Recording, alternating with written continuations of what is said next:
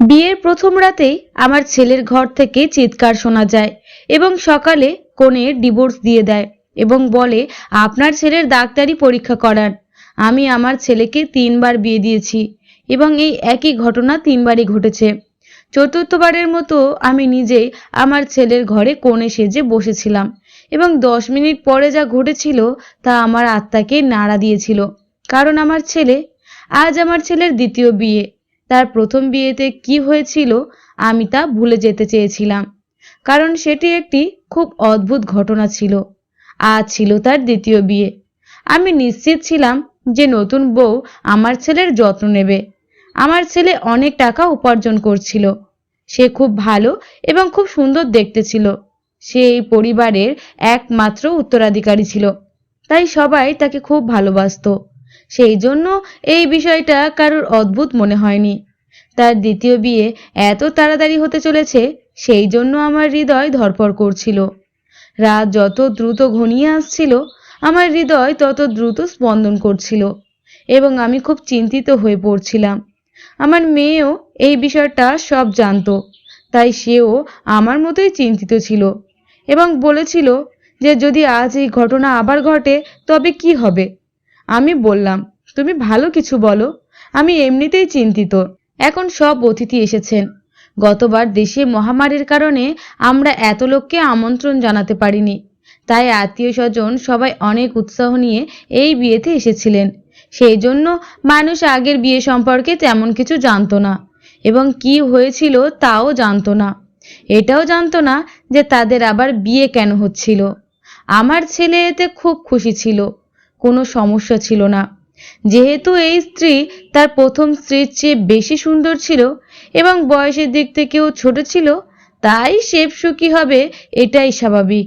তখন শীতকাল ছিল। বেশিরভাগ অতিথি বাড়ির মধ্যে ছিলেন আর অনুষ্ঠান বাইরে চলছিল। নাচ গান চলছিল, লোকেরা একে অপরের সাথে মজা করছিল। আমি আমার বৌদিকে বলেছিলাম যে কনে অন্য শহর থেকে এসেছে এবং সে খুবই ক্লান্ত। আমার মনে হয় আজ তাকে বরের ঘরে পাঠানো উচিত নয়।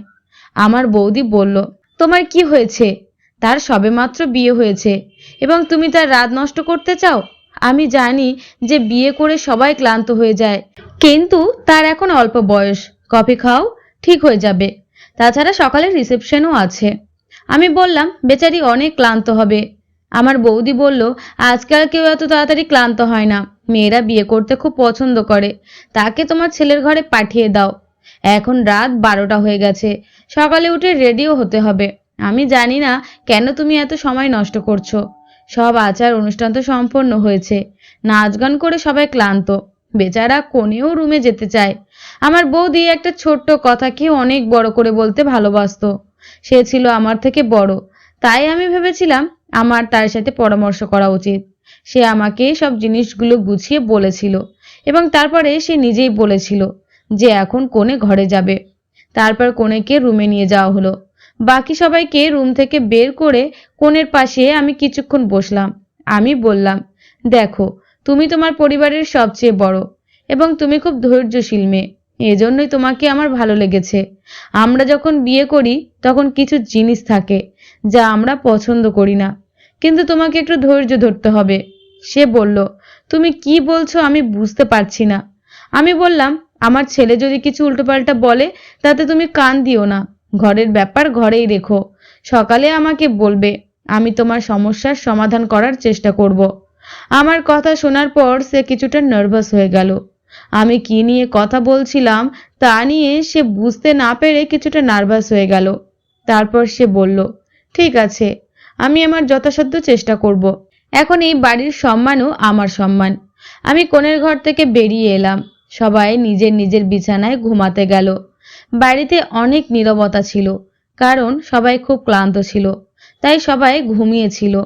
শীতের রাতগুলো এমনই, অনেক শান্ত হয়, কিন্তু আমি ঘুমাতে পারিনি। অবশেষে ঘুমাতে গেলাম, কিন্তু আমার চোখে ঘুম ছিল না এবং আমার চোখ বারবার ঘড়ির দিকে যাচ্ছিল। আর ভাবছিলাম যত তাড়াতাড়ি হোক যেন ভোর হয়ে যায়, তবে আমার সব দুশ্চিন্তা শেষ হয়ে যাবে। কিন্তু রাত 2:30 বাজার সাথে সাথে আমি একটি প্রচণ্ড চিৎকার শুনতে পাই এবং তারপরেই আমি বুঝতে পারি যে এখন কি ঘটতে চলেছে। এরপরে বারবার চিৎকার শুরু হয়েছিল। এটি একটি মেয়ের চিৎকারের শব্দ ছিল এবং আমি জানতাম সেই মেয়েটি কে হতে পারে। সমস্ত অতিথি ধীরে ধীরে ঘুম থেকে উঠে পড়ে। হঠাৎ আমার ছেলের ঘরের দরজা খুলল এবং আমার পুত্রবধূ পাগলের মতো চিৎকার করে বেরিয়ে গেল। এমনকি সে বুঝতেও পারেননি যে তার কাছে কোনো ওড়না নেই। সে সেই পোশাক পরে দৌড়ে বেরিয়ে এসেছিল এবং বাড়ি থেকে পালিয়ে যেতে চেয়েছিল। তখন কিছু মহিলা তাকে ধরে আর জিজ্ঞাসা করে যে তার সাথে কি হয়েছে এবং সবাই তাকে সামলাতে শুরু করে, কিন্তু সে অজ্ঞান হয়ে যায়। যখন সে অজ্ঞান হয়ে যায় তখন তার উপর জল ছিটানো হয়, কিন্তু আমার পুত্রবধূর মুখে জল ছিটিয়ে দেওয়ার পরেও তার জ্ঞান ফেরে না। তার পুরো শরীর ঠান্ডা হয়ে গিয়েছিল। তাকে তৎক্ষণাৎ হাসপাতালে নিয়ে যাওয়া হয়েছিল। আমি তাকে হাসপাতালে নিতে চাইনি, কারণ এটি নিয়ে আবারও সমালোচনা হতো, কিন্তু অন্য কোনো বিকল্পও ছিল না।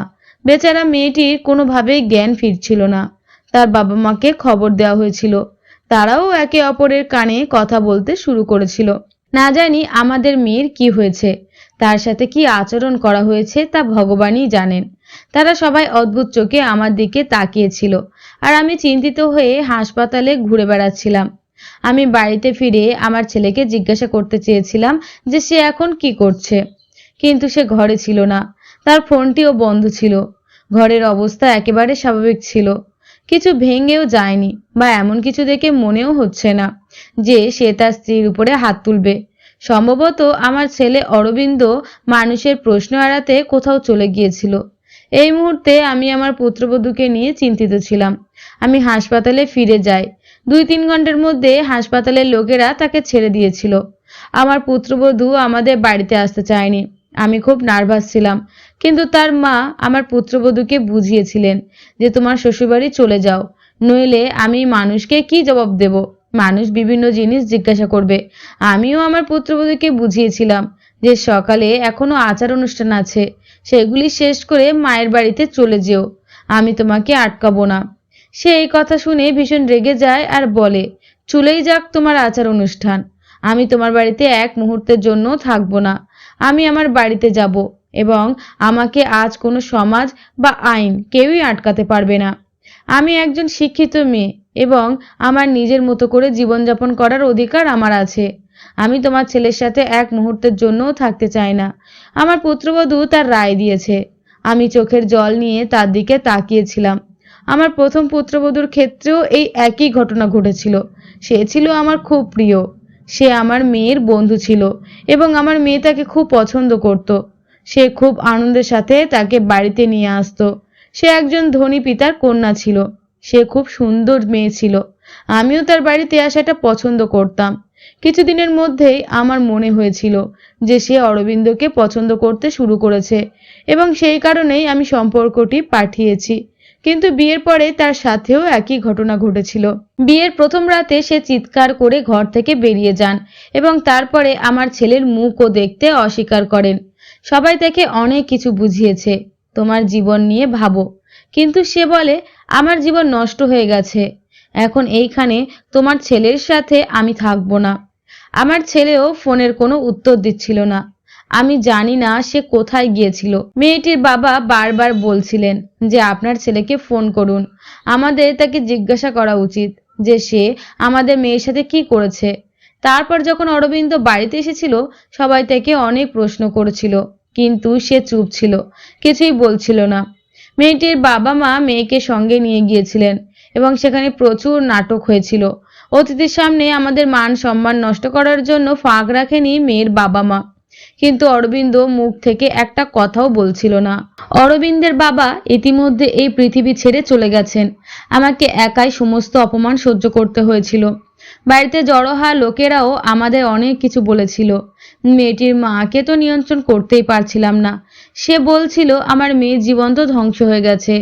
আমার মনে হলো আজ যদি কাশি মনে অরবিন্দের বাবা বেঁচে থাকতেন তাহলে এত তাড়াতাড়ি আমি সাহস হারাতাম না। অরবিন্দ বড় ছিল, আমার অরবিন্দ চেয়ে ছোট একটি মেয়ে ছিল যে কলেজে পড়তো। সবাই নিজেদের মধ্যে ফিসফিস করছিল। অরবিন্দকে নিয়ে নানান ধরনের গল্প তৈরি হচ্ছিল। কেউ বলছিল জানি না, হয়তো অরবিন্দ পাগল। আবার কেউ বলছিল যে হয়তো অরবিন্দ মানসিক রোগী। আবার কেউ বলছিল যে না জানি সে নববধূর সাথে কি করেছে যে সে এত বেশি ভয় পেয়েছিল। কিন্তু আমার কাছে এই সবের কোনো উত্তর ছিল না। তবে এটা ঠিক যে যখন মানুষ আসল ঘটনাটা জানতে না পারে তখন তারা তাদের নিজস্ব গল্প তৈরি করে এবং তাদের নিজের গল্পগুলি আসল সত্যের চেয়ে বেশি বিপজ্জনক। কিন্তু সমস্যাটা ছিল যে আমি জানতাম না কেন আমার পুত্রবধূরা রাতে চিৎকার করে আমার ছেলের ঘর থেকে পালিয়ে যেত। সেই মেয়েটিও আমাকে কিছু বলেনি। আমি নিজের মনে ভাবলাম হয়তো সে তার বাবা মাকে কিছু বলেছে। আমি সত্যটা জানার জন্য তাদের বাড়িতে ফোন করেছিলাম, যদিও তারা আমাদের সাথে সম্পর্ক শেষ করে দিয়েছিল। কিন্তু একজন মানুষ হিসাবে আমি তার খোঁজ নেওয়ার জন্য ফোন করেছিলাম। মেয়েটির মা ফোনটি তুলেছিলেন। আমি জিজ্ঞেস করেছিলাম এখন সে কেমন আছে। আমার কণ্ঠস্বর শুনে তিনি রেগে গিয়েছিলেন। তিনি বলেন আমার মেয়ে এখনো সুস্থ হয়নি। আর আমার প্রথম পুত্রবধূর ক্ষেত্রেও একই ঘটনা ঘটেছিল। আমার মেয়ে আমাকে বলেছিল যে সে কমপক্ষে ৬-৭ মাস ধরে অসুস্থ ছিল। কিন্তু আমার ছেলের সমস্যা কি ছিল আমি তো কিছুই বুঝতে পারিনি। যে কি অভাব ছিল যার জন্য তার স্ত্রীরা ভয়ে পালিয়ে যেত। অরবিন্দ খুব সাধারণ ছিল। শৈশব থেকেই সে কম কথা বলতো, কিন্তু তার মধ্যে এমন কোনো আচরণ ছিল না যে এখন অস্বাভাবিক হতে পারে। অরবিন্দ আমার প্রথম সন্তান ছিল। আমরা তাকে অনেক ভালোবাসা দিয়ে বড় করেছিলাম, কিন্তু আমাদের এত ভালোবাসা দেওয়ার পরও সে নষ্ট হয়নি। হ্যাঁ, সে তার সৌন্দর্য নিয়ে গর্বিত ছিল। সে বলতো যে সবাই আমরা সৌন্দর্য আর স্মার্টনেসের সামনে বাকিরা কিছুই না। সে ভালো ব্র্যান্ডেড জিনিস পরতে খুব পছন্দ করত। পড়াশোনাতেও ভালো ছিল। সময় মতো চাকরিও পেয়েছিল। তার বোনের জন্য সে একজন দায়িত্বশীল ভাই ছিল।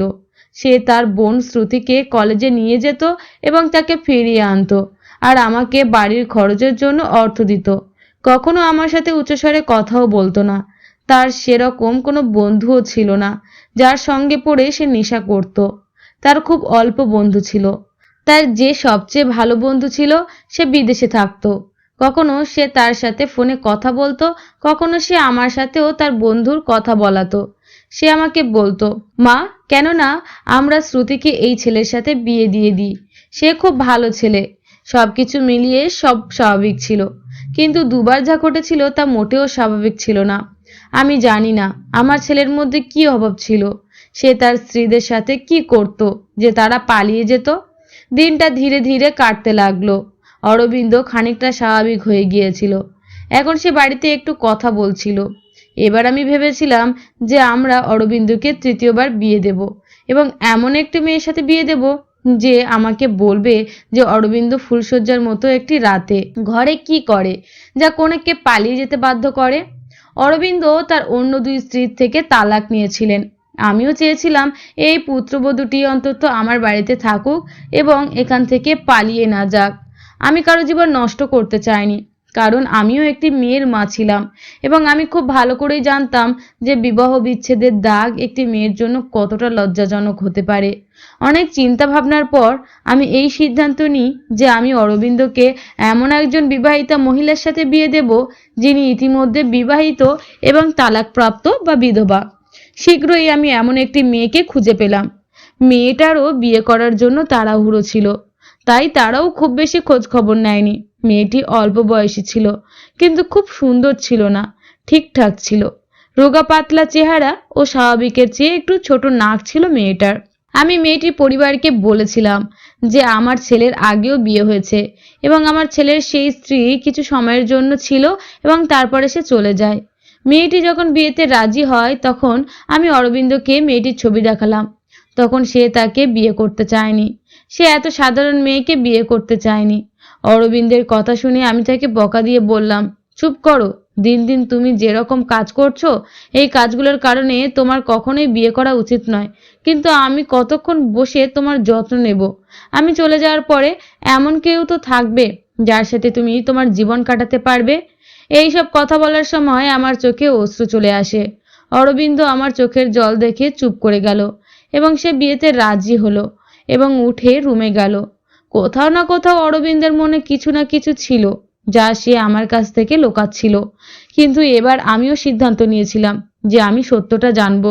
আমি আগেই ভেবেছিলাম যে এবার আমি মেয়েটিকে আমি ভরসা করব, কিন্তু তাকে বলবো না যে আমার ছেলে আগের স্ত্রীরা ভয়ে পালিয়ে গেছে।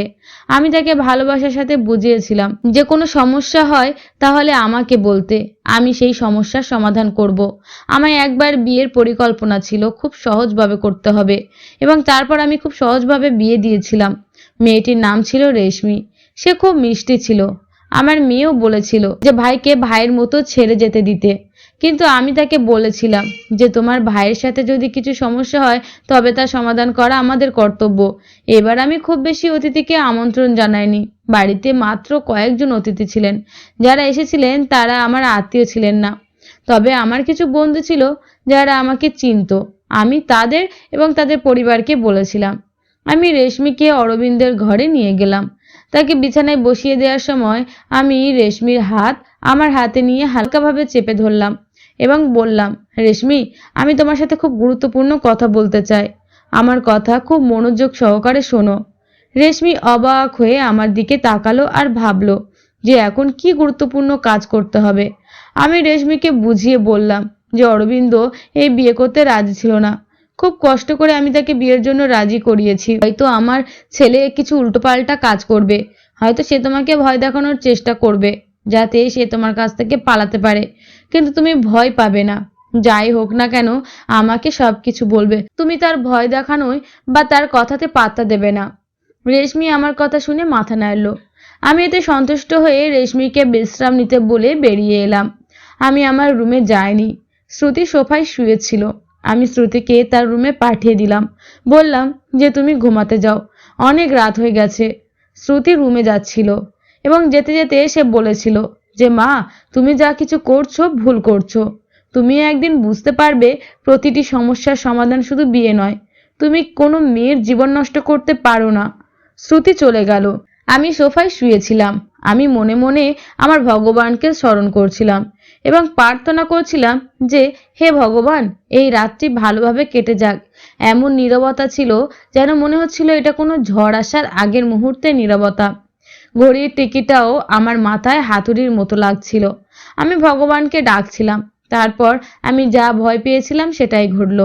রেশমি চিৎকার করে বেরিয়ে এসেছিল এবং পাগলের মতো বাড়ি থেকে পালিয়ে যেতে চেয়েছিল। আমি তাকে কিছুটা শান্ত করেছিলাম, কারণ সে বুঝতে কিছুটা বলার মতো অবস্থায় ছিল না। একটু শান্ত হলে সে ঘৃণাভাবে বলল যে আগে তোমার ছেলের মেডিকেল পরীক্ষা করা উচিত ছিল। তুমি যদি এটা করতে তাহলে তোমাকে আর আমাকে এই দিনটা দেখতে হতো না। রেশমি খুব বুদ্ধিমান ছিল। তার আর কোনো উপায় ছিল না। সে যে কোনো মূল্যে বিয়ে করার কথা ভেবেছিল। কিন্তু রেশমিও এই সম্পর্কে বজায় রাখতে পারেননি এবং সে অরবিন্দকে ছেড়ে চলে যায়। পরের দিন রেশমির বাড়ি থেকে ফোন আসে, ছেলে যাতে আমাদের মেয়েকে ডিভোর্স দিয়ে দেয়, অন্যথায় আমরা আদালত থেকেও এই কাজটি করতে পারি। আমি হতবাক অবস্থায় ফোন ধরে সোফায় বসেছিলাম, কারণ এখন কোনো অবস্থাতেই কেউ অরবিন্দকে গ্রহণ করতে রাজি ছিল না। আমি আগে যে পুত্রবধূদের নিয়ে এসেছিলাম সব ধনী পরিবারের ছিল এবং সুশিক্ষিত ছিল, কিন্তু রেশমি একজন বিধবা ছিল, দরিদ্র পরিবারের ছিল এবং খুব সুন্দর ছিল না। আমি আগেই রেশমিকে সবকিছু বুঝিয়ে দিয়েছিলাম। এই কারণেই ব্যাপারটা এত খারাপ হয়ে গেল। আমি বুঝতে পারছিলাম না যে আমার ছেলের মধ্যে কি অভাব ছিল। যে গহনা আমরা কনেকে দিতাম, কনের পরিবার বিয়ে দ্বিতীয় দিন তা ফিরিয়ে দিত। আমি যৌতুকও নিতাম না। তারপরও কি এমন হতো যে এত সুন্দর, শিক্ষিত ও ধনী ছেলেকে রেখেও মেয়েরা পালিয়ে যেত? ব্যাপারটা কি তা কিভাবে জানা যায় তা ভেবে আমি পাগল হয়ে যাচ্ছিলাম। অরবিন্দ মুখ দিয়ে কিছু বলতে রাজি ছিল না। আমি যখনই এটা নিয়ে কথা বলার চেষ্টা করতাম সে উঠে বাইরে যেত। সে আমাকে কথা বলার সুযোগ দিত না। কিন্তু এখন আমি অরবিন্দের উপর সব সময় নজর রাখতে শুরু করি। তার প্রতিটি পদক্ষেপের দিকে মনোযোগ দিই, যাতে কিছু তো আমি সূত্র পেতে পারি এবং সত্য কি সে সম্পর্কে জানতে পারি। কিন্তু তার অঙ্গভঙ্গি থেকে কখনোই মনে হয়নি যে তার মধ্যে আর অস্বাভাবিক কিছু আছে। সে অন্যান্য ছেলেদের মতো, সাধারণ ছেলেদের মতোই ছিল। আমি কোনো রাস্তা দেখতে পাচ্ছিলাম না।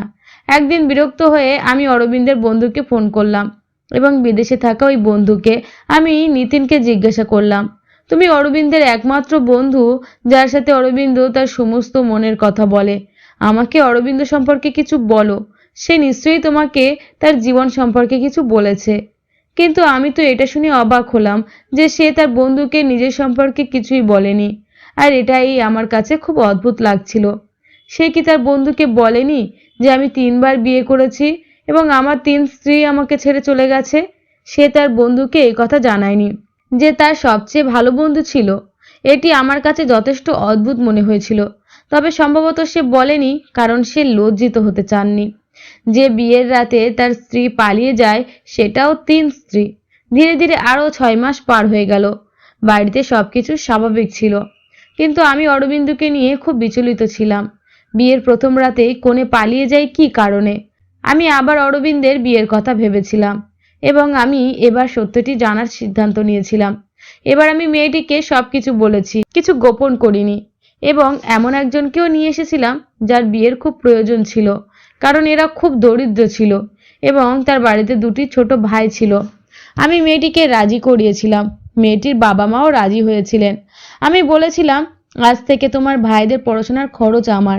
কিন্তু আমি মেয়েটির বাবা মাকে বিয়ের আগে এই কথা বলিনি, শুধু মেয়েটিকে বলেছিলাম। মেয়েটি কিছুটা নার্ভাস ছিল, কারণ আমি বিয়ের আগে থেকে মেয়েটিকে সবকিছু বুঝিয়েছিলাম। প্রথমে সে খুব ভয় পেয়েছিল, তারপর সে নিজে সামলে নিয়ে বলেছিল যে যাই ঘটুক না কেন আমি এই বিয়ের জন্য প্রস্তুত। আমার ছোট্ট আত্মত্যাগ আমার ভাইদের জীবন তৈরি করবে, সুতরাং এতে কি ভুল আছে? যা কিছু ঘটুক আমি তা সহ্য করব। মেয়েটির নাম ছিল সুমন। যদিও সে দরিদ্র পরিবার থেকে এসেছে, তবুও সে খুব সংস্কৃতিবান এবং বুদ্ধিমান ছিল। আমার মন খুশি ছিল যে সুমন যদি আমার পুত্রবধূ হয়ে আমার বাড়িতে থাকে, তবে এটি আমার জন্য অনেক সৌভাগ্যের বিষয় হবে। সংস্কৃতিবান হওয়ার পাশাপাশি সুমন খুব সুন্দরও ছিল। আর এবারের বিয়েটা হয়েছে মন্দিরে। সবকিছু ঠিকঠাক ছিল এবং আশ্চর্যজনকভাবে সেই রাত কেটে যায় এবং সকাল হয়ে যায়। সকাল হওয়ার সাথে সাথে আমি ঘরের দরজায় কড়া নাড়লাম, কিন্তু কেউ দরজা খুলল না। আমি খুব চিন্তিত হয়ে গেলাম। কেউ দরজা খুলছিল না। কিছুক্ষণ পরে আমি ঘরের দ্বিতীয় চাবি নিয়ে এলাম এবং আমি নিজেই দরজা খুললাম। অরবিন্দকে রুমে কোথাও দেখা যায়নি। সম্ভবত সে বাথরুমে ছিল, কিন্তু আমার পুত্রবধূ মাটিতে অজ্ঞান হয়ে পড়েছিল। আমি দ্রুত ডাক্তারকে ডাকলাম।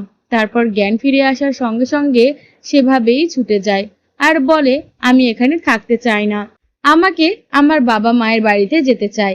আমি সুমনের হাত ধরলাম এবং বললাম, তুমি এমনটা করতে পারো না। আমি তো তোমাকে পুরো সত্য বলেছি এবং তুমি সব শুনেই রাজি হয়েছো। তাহলে তুমি এখন কেন এটা করছো? কিন্তু সুমন আমার কোনো কথা শুনতে রাজি ছিল না। কাঁদতে কাঁদতে সে বলল, আন্টি, দয়া করে আমাকে ক্ষমা করে দাও। আমি বাধ্য। আমি এখানে থাকতে পারবো না। চিন্তা করো না, আমি আমার বাবা মাকে কিচ্ছু বলবো না। আমি সব কিছু সামলে নেব। শুধু আমাকে এই বাড়িতে থাকতে বলবেন না। কিন্তু সুমন, ঠিক কি হয়েছে আমাকে বলো। আমি সত্যটা জানতে চাই। সুমন, তুমি আমাকে প্রতিশ্রুতি দিয়েছিলে যে তুমি আমাকে অরবিন্দ সম্পর্কে সত্য বলবে। আন্টি, আমি অরবিন্দ সম্পর্কে কিছু বলতে পারবো না।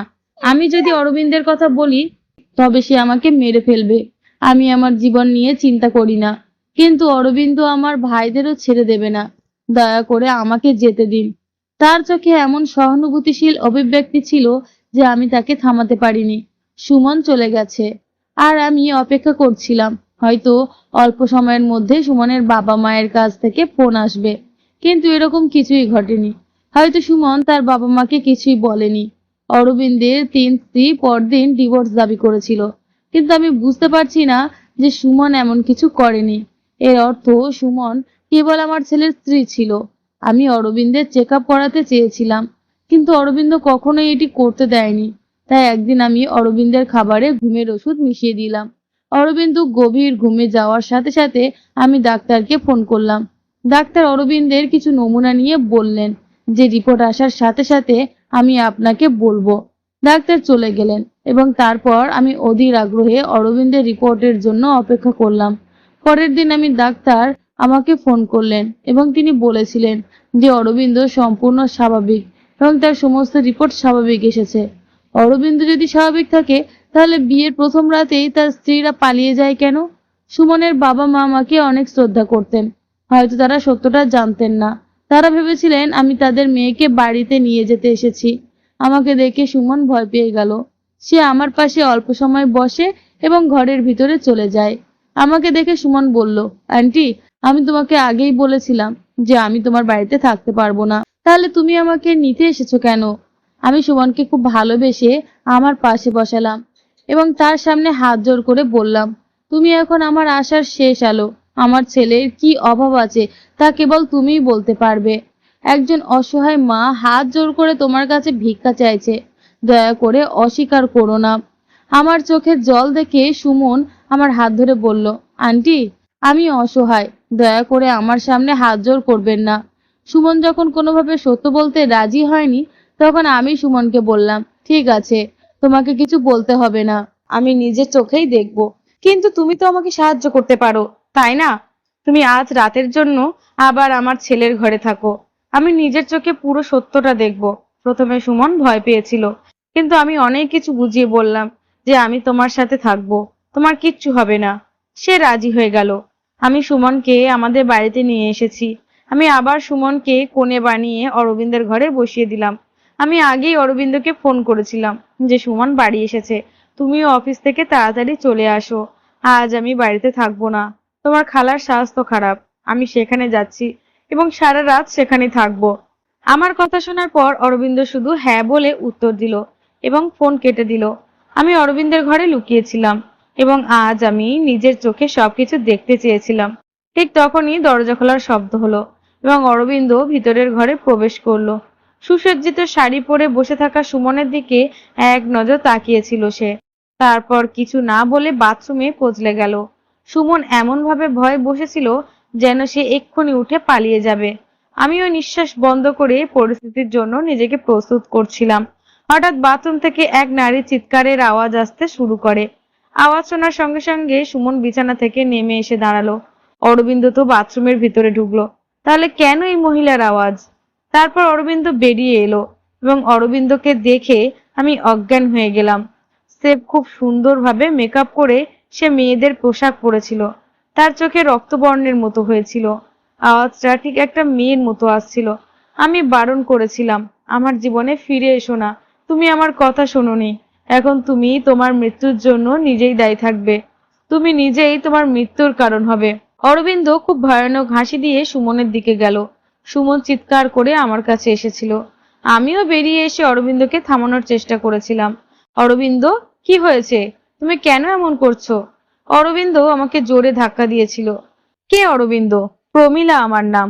অরবিন্দ আবার আমার কাছে আসার আগে আমি ওই ঘর থেকে বেরিয়ে এসে বাইরে থেকে ঘরটি বন্ধ করে দিলাম। আমি বাইরে থেকেও অরবিন্দের ভয়ানক হাসি শুনতে পাচ্ছিলাম। আমি সুমনকে বুকে চেপে ধরলাম, যদিও আমি নিজেই খুব অবাক এবং ভীত ছিলাম। আন্টি, আমি মরতে চাই না। অরবিন্দ আমাকে বাঁচিয়ে রাখবে না। সে বলেছিল যে আমি যদি কাউকে কিছু বলি তবে সে আমাকে এবং আমার ভাইদের মেরে ফেলবে। আমাকে এবং আমার ভাইদের বাঁচাবে কে?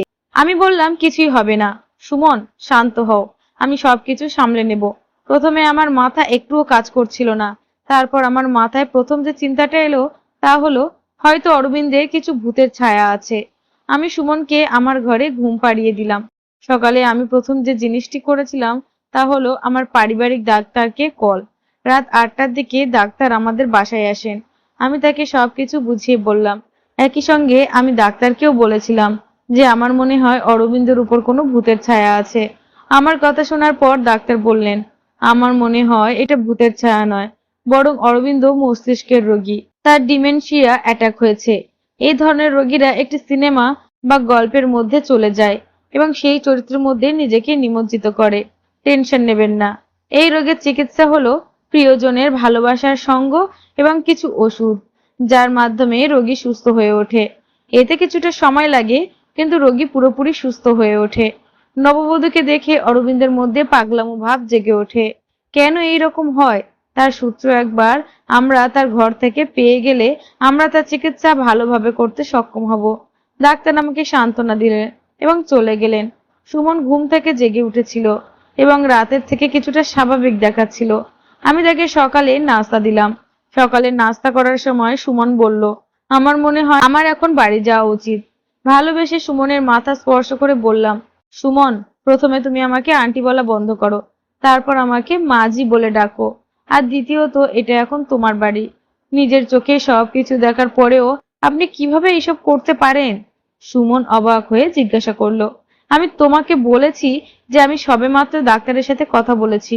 অরবিন্দ একদম ঠিক হয়ে যাবে, শুধু তার একটু ভালোবাসা এবং একটু যত্ন দরকার, যা আমরা দুজনে মিলে তাকে দেব। বিশ্বাস করো, অরবিন্দ খুব ভালো ছেলে, সে তোমাকে খুব ভালোবেসে রাখবে। আমি সুমনকে খুব ভালোবেসে বললাম, সুমন, এখন একবার আমাকে মাজি বলে ডাকো।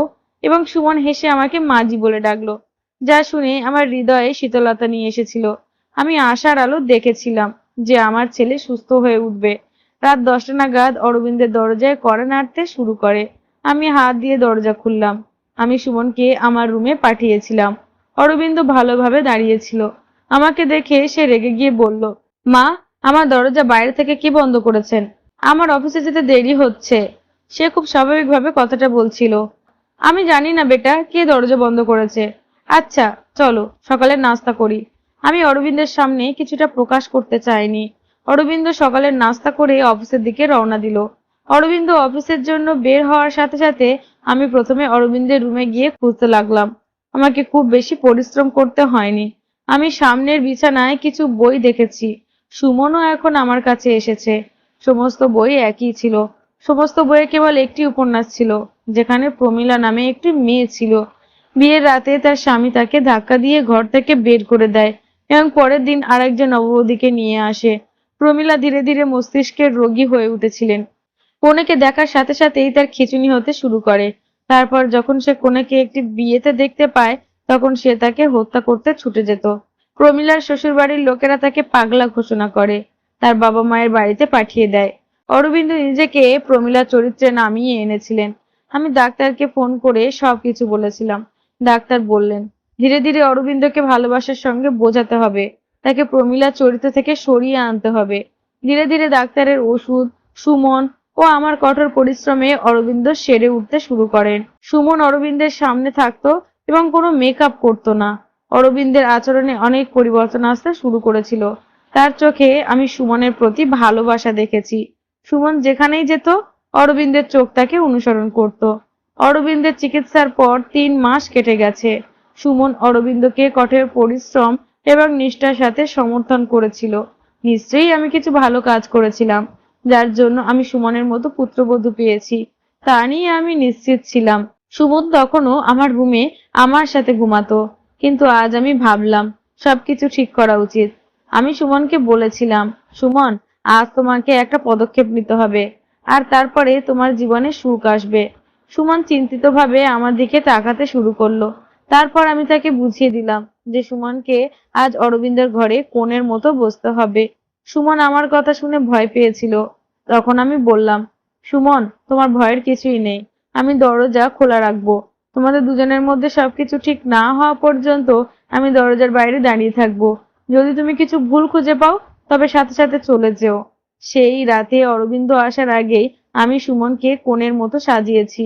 অরবিন্দের বিছানাটাও খুব সুন্দরভাবে সাজানো হয়েছে। অরবিন্দের আসার জন্য অনেকটা সময় ছিল। আমি সুমনকে বিছানায় সাজিয়ে বসিয়ে বাইরে চলে এলাম। খাবার খাওয়ার সময় অরবিন্দের চোখ এখানে সেখানে কিছু খুঁজছিল। আমি বুঝতে পারলাম অরবিন্দ কাকে খুঁজছে, কিন্তু আমি জানতাম না যে আমি কিছু বলার আগেই শ্রুতি বলবে, ভাইয়া, বৌদি তোমার। শ্রুতি তার কথা শেষ করার আগেই আমি তাকে চুপ করিয়ে দিলাম। আমি হেসে বললাম, অরবিন্দ, তুমি আগে খাবার শেষ করো, তারপর তোমার রুমে যাও। তুমি তোমার প্রশ্নের উত্তর পাবে। রাতের খাবার খেয়ে অরবিন্দ তার রুমে চলে গেল। আমার হৃদয় জোরে জোরে ধড়ফড় করছিল। আমি জানি না যে এখন কি হতে যাচ্ছে। হে ভগবান, সবকিছু ঠিক আছে তো? আমি অরবিন্দকে অনুসরণ করলাম এবং গেটের কাছে থামালাম, এবং আমি কান দিয়ে শোনার চেষ্টা করলাম যে ভিতরে সবকিছু ঠিক আছে কিনা। আমি অনেকক্ষণ ধরে দাঁড়িয়েছিলাম, কিন্তু ভিতরে তখনও শান্তি ছিল, এবং অল্প সময়ের মধ্যে আমি প্রেমে ভেজা গলায় সুমন এবং অরবিন্দের কথোপকথন শুনতে পাচ্ছিলাম। আমি হাসলাম এবং আমি অনেক শান্তি বোধ করলাম। ঈশ্বরকে ধন্যবাদ জানালাম এবং আমার ঘরে এসে শান্তিতে শুয়ে পড়লাম। সকালে আমার চোখ খুলল। আমি যখন তাড়াতাড়ি উঠে রান্নাঘরের দিকে ছুটে গেলাম, দেখলাম সুমন ইতিমধ্যে রান্নাঘরে উপস্থিত আছে। আমাকে দেখে সুমনের মুখে হাসি ফুটে উঠল। সুমনের কুঁচকে যাওয়া চোখ আর লাজুক হাসি শুধু বুঝতে পেরেছিলাম যে সবকিছু ঠিকঠাক আছে। সুমন খানিকটা লজ্জা পেয়ে বলল, মা, অরবিন্দের চা ও কফিটা আমিই বানাচ্ছি। সুমনকে কফি বানাতে দেখে আমি হলের ভিতরে ঢুকলাম, সোফায় বসলাম এবং চোখ বন্ধ করলাম। আজ আমার অরবিন্দ এবং সুমনের জীবনে সুখ ছিল।